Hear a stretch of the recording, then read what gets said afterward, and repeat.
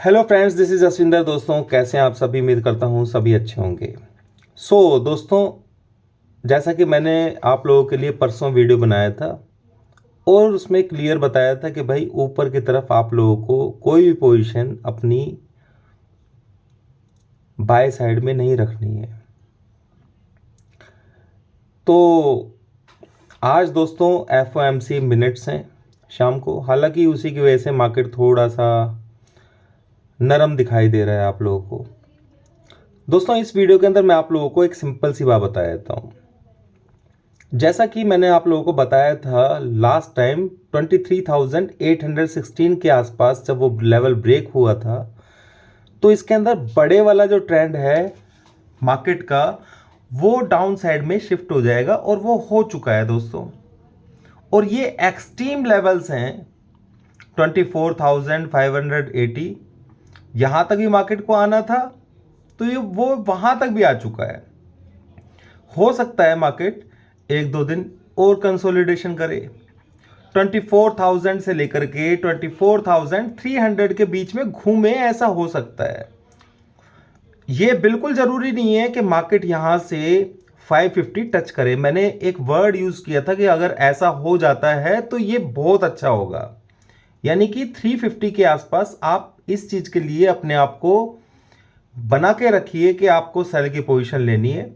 Premium DK करेगा, इस वजह से कोशिश कीजिए जनवरी की पोजीशंस लें आप। अगर कोई सेल साइड में लेना चाहता है तो आपका सिस्टम इस तरीके से कहता है तो हम बहुत ही जल्दी नीचे 23,000 के बिलो पहला टारगेट होगा मेरा। कुछ लोगों ने कमेंट में लिखा भी कि भाई हमें टारगेट बता दो। दोस्त, टारगेट की बात बाद में हो जाएगी, पहले आप बस अपने दिमाग में ये रखिए कि 23,000 के बिलो हम जाने वाले हैं और बहुत फास्ट जाएंगे यहाँ से, ये समझ लेना। बस ये कुछ टाइम एक ऐसा है जहाँ पे लोगों को बुलिश बनाने की कोशिश होगी।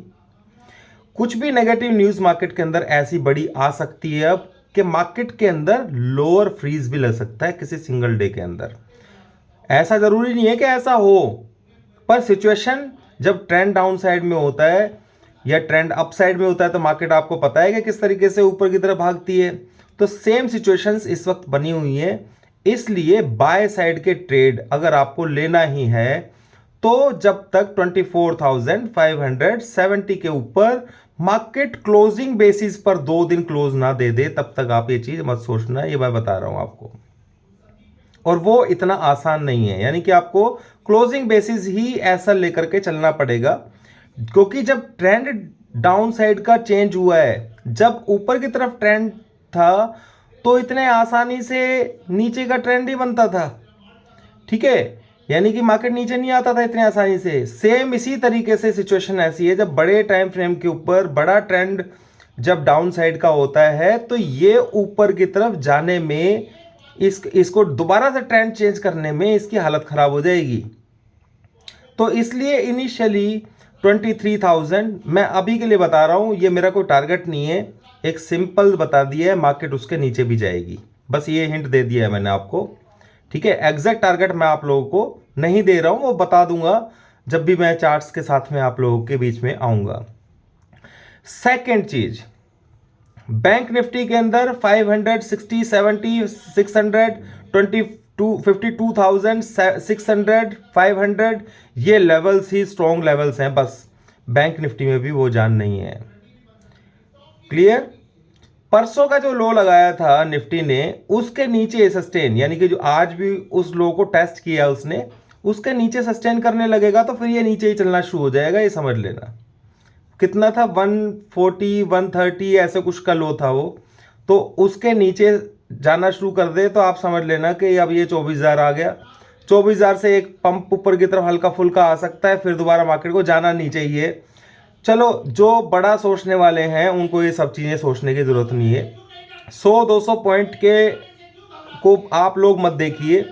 100-200 पॉइंट को अगर आप देखेंगे तो आप ट्रेड नहीं ले पाएंगे।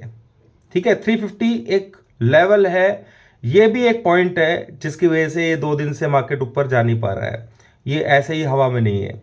ठीक है, तो यहां से मे भी कल हो सकता है कि कुछ ऐसा हो कि एकदम से बुलिश साइन बने मार्केट में, तो बुलिश यहाँ पे नहीं होना है, और वो बुलिश साइन बनने के भी चांसेस कम है। अब इस चीज को आप लोगों को समझ करके चलना पड़ेगा।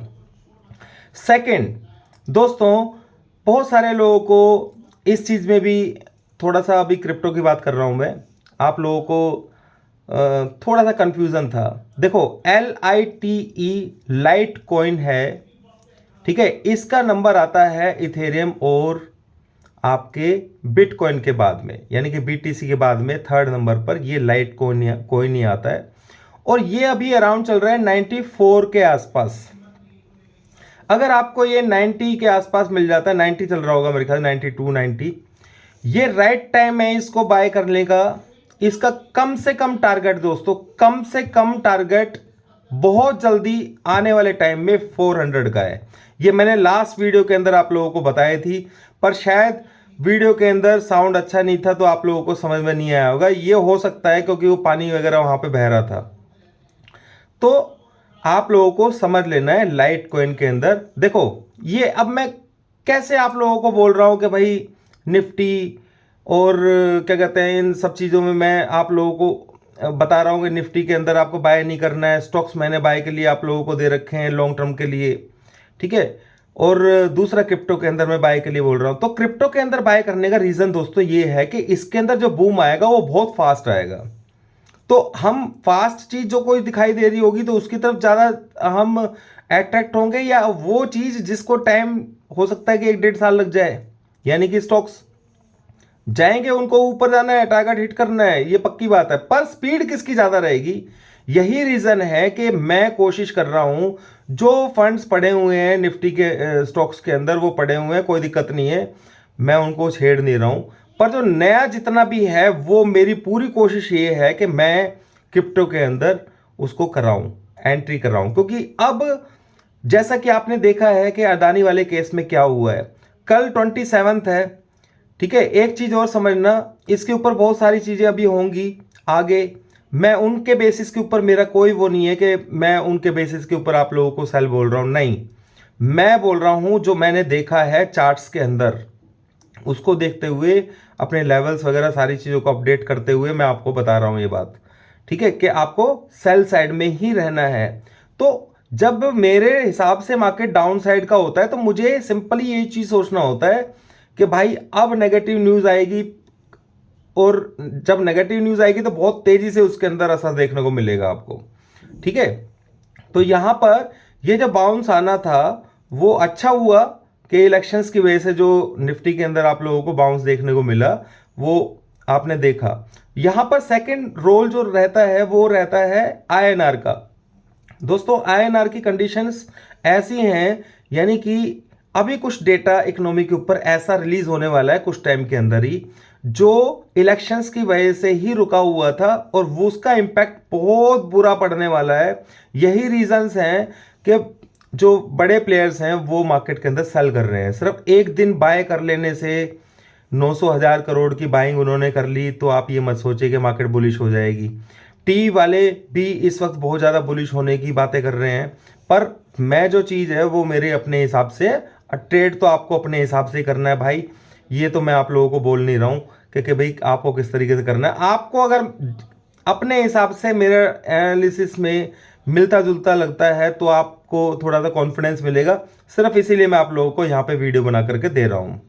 यानी कि मेरे हिसाब से ट्रेंड अभी डाउन साइड का ही है, बाय साइड का नहीं है, बिल्कुल भी नहीं है दोस्तों, और बहुत तेजी से मार्केट नीचे जाने के चांसेस है, जैसे मैंने अभी बता दिया।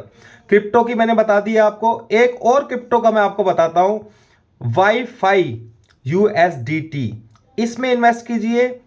$4 के आसपास का प्राइस चल रहा है दोस्तों, आपको ये बहुत ही जल्दी $20 $22 देखने को मिलेगा। यानी कि सेम LITE जो मैंने लाइट कॉइन के बारे में बात की आप लोगों को, बिल्कुल सेम उसी तरीके से, क्योंकि जो छोटे होते हैं ये, इनकी स्पीड तेज होती है दोस्तों, ये मैं आप लोगों को बता रहा हूं।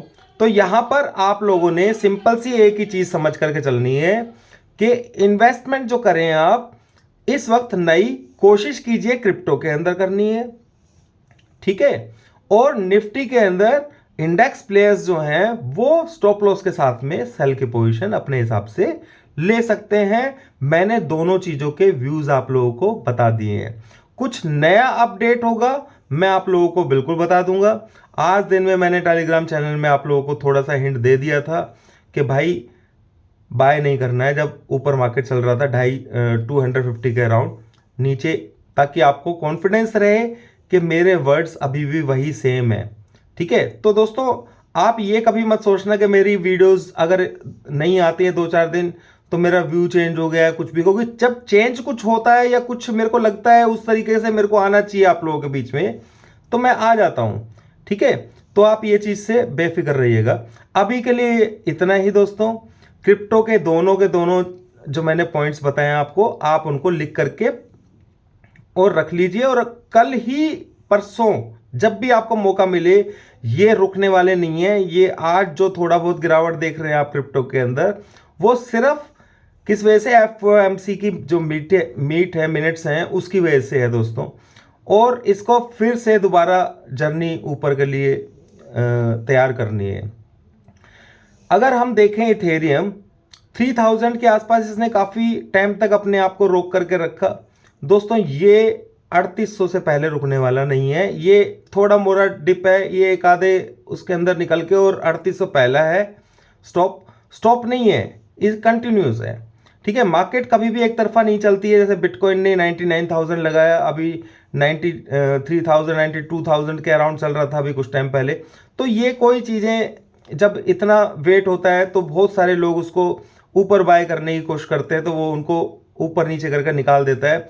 ओवरऑल इसको जाना ऊपर ही, और कुछ बिल्कुल सोचने की जरूरत नहीं है।